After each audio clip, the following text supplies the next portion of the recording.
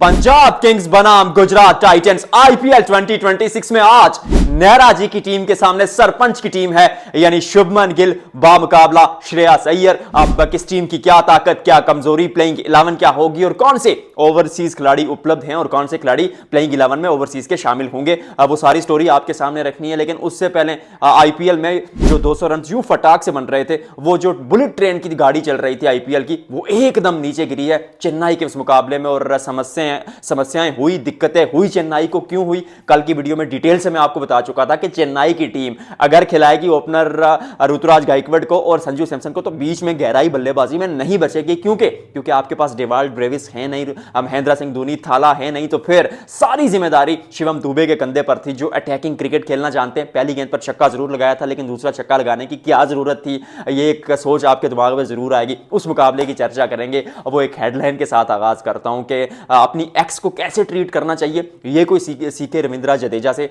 वैसे वो किस भी किया उन्होंने, सीएसके की जर्सी पर मैं कैसी बातें कर रहा हूं यार स्पोर्ट्स शो में, मतलब एक्स और किस और ये वो, मतलब माफ कर दीजिएगा। लेकिन ये कहानी थोड़ी जड्डू की पहले आपके सामने रखते हैं कि 14 साल वो सीएसके के लिए खेलते और कहते हैं कि जब मैं पिक नहीं हुआ बल्कि जब मेरी ट्रेड हुई राजस्थान रॉयल्स में, तो शुरू पर थोड़ा वो दिल दुखा, थोड़े आंसू भी आए, लेकिन फिर सोचा कि जहां से ये कहानी शुरू हुई थी, जहां मैंने आईपीएल पहला जीता था, वो राजस्थान के लिए जीता था और मैं वापस उसी टीम में जा रहा हूं। उसके बाद अब जब वो गले मिलते हैं सीएसके के खिलाड़ियों से, तो वो सीएसके का जो लोगो होता है उस पे भी चुम्मी देते हैं। तो वो लाइक टू लाइक रिप्लेसमेंट आपको मिली नहीं। सीएसके की बात की जाए तो जड्डू को आपने जाने दिया, लेकिन आपके पास स्पिन में उतनी गहराई है नहीं, जिसकी वजह से जड्डू अभी जब आपके खिलाफ आते तो आप जड्डू को भी नहीं खेल पाते, और जब आप गेंदबाजी के लिए आते तो आपके पास जड्डू जैसा स्पिनर नहीं था। तो फिर सवाल उठता है कि क्यों जाने दिया जड्डू को। अगर आप बात करते हैं वहां पर संजू सैमसन की, तो बहुत कमाल करके आए, एक ऐसा कार्य अपनी टीम के लिए करके आए। अगर टीम इंडिया की बात करें वर्ल्ड कप में, जो शायद सदियों याद रखा जाएगा। लेकिन he is a human at the end, machine तो है नहीं कि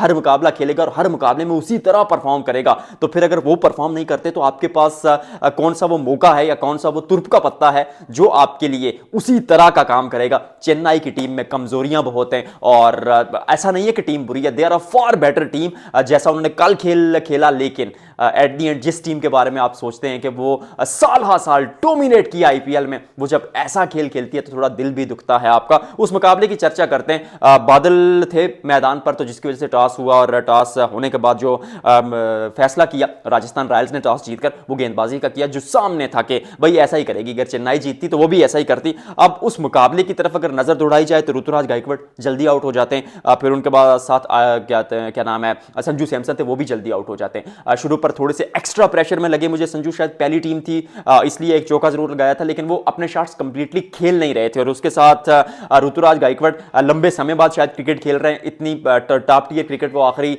साउथ अफ्रीका के खिलाफ एक मुकाबला खेले थे, तो उसके अलावा कोई टॉप टियर क्रिकेट नहीं खेले। तो शायद वो एक वजह थी, पहले मुकाबले में उस तरह वो जल नहीं हो सके, घुल मिल नहीं सके।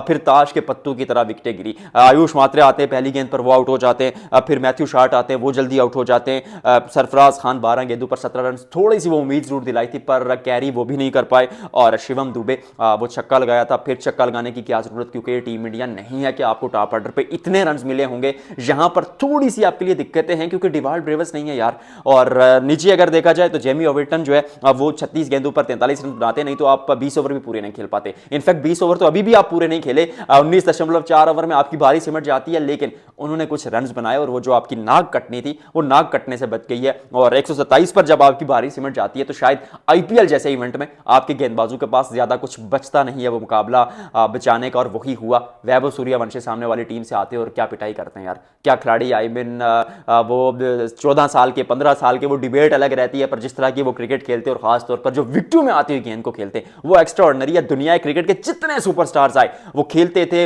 रिफ्लेक्सेस उनके टाइट थे। रिफ्लेक्सेस तो हर एक अलग डिबेट है, टेक्निक उनकी अच्छी थी, अटैकिंग क्रिकेट वो खेलते थे, जो भी करते थे यार विकेटों से, मतलब 3 स्टंप्स के बीच में से वो निकाल के छक्का मारना, ये एक अलग काबिलियत इस खिलाड़ी में मौजूद। और ज्यादा रन सामने थे नहीं, यशस्वी जायसवाल ने भी कुछ रन बनाए। फिर उसके अलावा अगर देखा जाए तो वहां पर क्या कहते हैं, ध्रुव जुरल का नंबर 3 पर खिलाया। ये एक बड़ा इंटरेस्टिंग मूव था मेरे नजदीक कि अगर ध्रुव जुरल को आप नंबर 3 पर खिलाते हैं तो इसका मतलब पूरा टूर्नामेंट वो नंबर 3 पर खेलेंगे, और नंबर 4 पर रियान पराग सिमट जाती है। सीएसके की कहानी यही, और यूं सीएसके पहले मुकाबले में बहुत सारे सवालिया निशान के साथ चला जाता है। अब एक सवाल जो मैं सीएसके से पूछना चाहता हूं कि नेथन एलिस इंजर्ड हुए, एक चोटिल खिलाड़ी, उनकी जगह आप एक और चोटिल खिलाड़ी स्पेंसर जॉनसन को लेते हैं।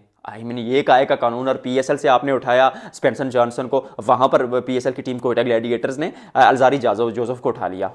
होमवर्क कहां है आपका? पीएसएल की टीम इतने अच्छे होमवर्क के साथ कि स्पेंसर जॉनसन को आपने उठा लिया। ठीक है, स्पेंसर जॉनसन चले गए, थोड़ा झटका लगा, आईपीएल ने पीएसएल को झटका दिया, लेकिन पीएसएल ने तुर्क का पत्ता खेल दिया यार। अल्जारी जोसेफ को ले आए और उन्होंने परफॉर्म भी कर दिया पहले मुकाबले में। That's how the life goes. अगले मुकाबले की बात करते हैं। पंजाब किंग्स हर साल एक दावेदारी के साथ आते हैं और 18 सालों में, बल्कि 19 सालों में अब सर पर ताज नहीं सजा आईपीएल का, अभी तक ट्रॉफी नहीं उठाई। लेकिन इस टीम के फैंस उतने ही एक्साइटेड रहते हैं इस टीम के लिए जितने शायद आरसीबी के रहते हैं। शायद वो फैन क्लब थोड़ा छोटा बड़ा जरूर होगा, क्रेज आरसीबी का बिकॉज ऑफ विराट कोहली ज्यादा होगा, लेकिन पंजाब में पंजाब के दिलों की धड़कन है ये टीम। और प्लेइंग 11 इनकी मुझे लगता है कि प्रभ सिमरन, ऑटोमेटिक चॉइस और प्रियांश आर्या, हालांकि दोनों डोमेस्टिक में उतना अच्छा परफॉर्म करके नहीं आए, लेकिन पिछला सीजन अपने कंधों पर दोनों अनकैप्ड प्लेयर्स ने पंजाब किंग्स को फाइनल खिलाया था। और यही एक सोच शायद इस बार भी होगी। और यू नेवर नो, यहां पर आकर शायद आगाज उस तरह का कर दें जैसा आपको चाहिए हो। फिर नंबर 3 पर श्रेयस अय्यर आएंगे, और उसके अलावा अगर देखा जाए तो निहाल वेडेरा को आप नंबर 4 पर खिलाएंगे।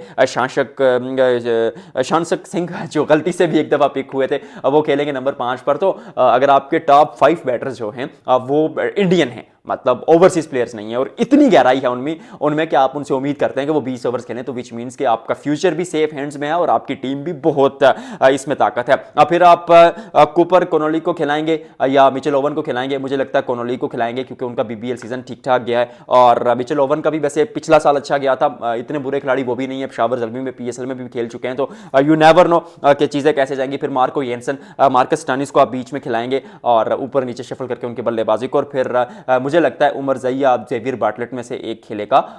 उमर जई की तरफ शायद अब बल्लेबाजी के लिए सोचेंगे, लेकिन नंबर 6 तक अगर स्टोनिस को आप शामिल करें तो 7 तक बल्लेबाजी ठीक ठाक है, तो फिर आप मत देखिए उनकी तरफ, और येंसन भी बल्लेबाजी कर लेते, तो फिर आप उमर जई की जगह जेवियर बार्टलेट को खिलाइए। यूजी चैल बड़ा इंटरेस्ट एक एस्पेक्ट होंगे इस टीम का, फिर अर्शदीप भी वहां पर मौजूद होते हैं, तो टीम ठीक ठाक है। गुजरात की टीम की अगर बात करें तो शुभमन गिल के साथ ओपनिंग करेंगे साई सुदर्शन। पिछले सीजन बहुत रन बनाए थे दोनों ने, और शुभमन गिल के पास एक्चुअली में यह मौका है, क्योंकि टी20 टीम में भारत की नहीं है, वो हटाया गया था, उनको निकाला गया था, जिनकी जगह संजू सैमसन आए थे एशिया कप में। वो क्या कहते हैं, एशिया कप के बाद जब आप टी20 वर्ल्ड कप के लिए वो एक नई टीम की सोच बनाते हैं, तो आप शुभमन गिल को प्लान का हिस्सा नहीं रखते। तो अब मौका है शुभमन के पास कि खुद को एक दफा फिर टी20 क्रिकेट में प्रूव करें। साई सुदर्शन टेस्ट क्रिकेट में मौका मिला था, हालांकि सीजन आईपीएल का अच्छा गया था, टेस्ट में उतना परफॉर्म नहीं कर पाए अपनी कदकाठी के मुताबिक, लेकिन कुछ रन जरूर बनाए थे। तो एक दफा फिर मौका है कि आईपीएल में आए, अपने बेसिक्स ठीक करें, एक दफा फिर दुनिया को प्रभावित करें।